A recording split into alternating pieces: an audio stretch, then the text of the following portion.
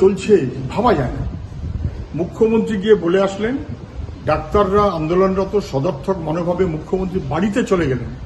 মুখ্যমন্ত্রী বাড়িতে নেমন্তন্ন করে তাদের সঙ্গে আলোচনা করলেন না, বরং ঘাট ধাক্কা দেওয়ার কথা পারলে প্রায় তার সঙ্গী সাথীরা বলে দেবেন।